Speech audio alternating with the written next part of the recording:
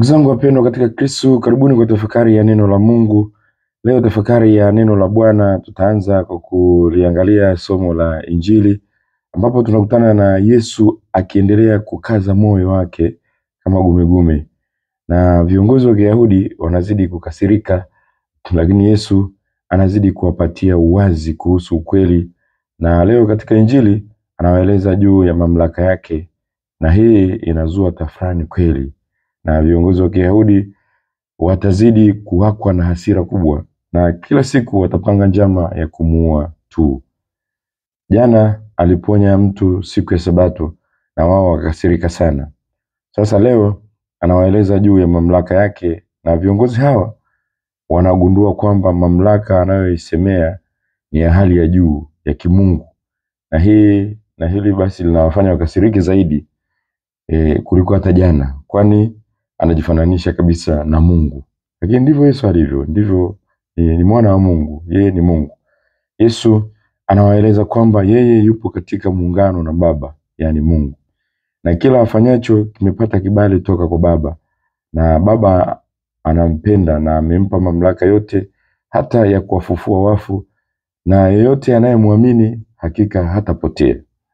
Wanaposikia hivi wanakasirika zaidi, na kila siku watapanga njama za kumuua, na utashangaa kwamba watashindwa, lakini siku ya Ijumaa Kuu atajikabidhi kwao kwa hiari na kufa.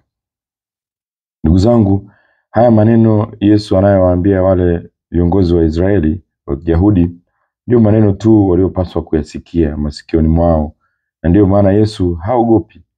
Kwa kufanya hivyo anayaweka maisha yake hatarini, lakini yeye haogopi, kwani moyo na akili yake amekushaiandaa ili amkomboe mwanadamu. Huu ni upendo mkubwa sana kwetu ndugu zangu, kwamba Yesu amekwishajiandaa kutukomboa na harudi nyuma tena. Harudi nyuma. Nia hii ya Yesu kutaka kutukomboa inakolezwa na maneno ya somo la kwanza, ambapo nabii Isaya anawaeleza wana wa Yuda kwamba hii ndiyo saa ya wokovu. Huu ndio wakati uliokubalika. Nasi ndugu zangu tuupokee wokovu huu kama zawadi. Tutafakari na kumshukuru Mungu kwa kutupenda namna hii. Tuwapende na kuwasaidia wenzetu kama shukrani kwa Mungu kwa kutupenda namna hii ndugu zangu. Kipindi hiki Yesu amejiandaa kusema ukweli bila kuogopa. Nami niache kuficha au kubembeleza urafiki kwa kusema uongo. Kuna watu wanapenda kufurahisha wenzao kwa sababu wanataka kuwadanganya, wanaogopa kuambia ukweli, na hii imefanya dunia ioze kwa dhambi, kwa sababu wamekuwepo watu wanafiki ambao wanapalilia uongo, na mambo mengi yameharibika kwa sababu hata watu wengi wamepotea. Wengine wamebaki kwenye ulevi, wengine wamebaki kwenye dhambi kwa sababu tunaogopa kuambia ukweli, tunabembeleza urafiki. Na tunakuwa kama kwa sababu tunapewa zawadi na wao, wanakuwa kama mbwa aliyepewa mfupa, hawezi tena kubweka. Huwezi kuonya chochote. Au wengine wanaogopa kwamba sitaki kuambia mimi naingilia maisha ya watu. Mimi nataka tu niongee tu vitu vizuri vya kufurahisha watu. Hii si sawa.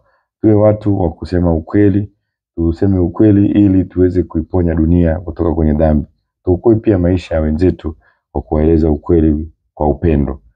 Kama niliwahi kusema uongo na kumsaliti mtu, basi ili kutafuta urafiki nisiache kuomba msamaha sasa.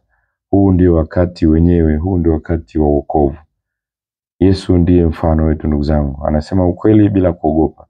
Tuache kujipendekeza kwa wenzetu na kushindwa kushuhudia ukweli. Kujipendekeza huku ni chanzo cha dhambi. Dunia imejaa dhambi kwa sababu ya watu kujipendekeza. Sisi jitahidi kuwa wapendwa wa Mungu. Tujipendekeze kwa Mungu kwa kusema ukweli, sio kwa binadamu. Tuseme ukweli na kuwasaidia wenzetu ili waweze kurudi karibu zaidi na Mungu. Nakutakia siku njema. Mwenyezi Mungu akubariki na kukulinda, Baba na Mwana na Roho Mtakatifu.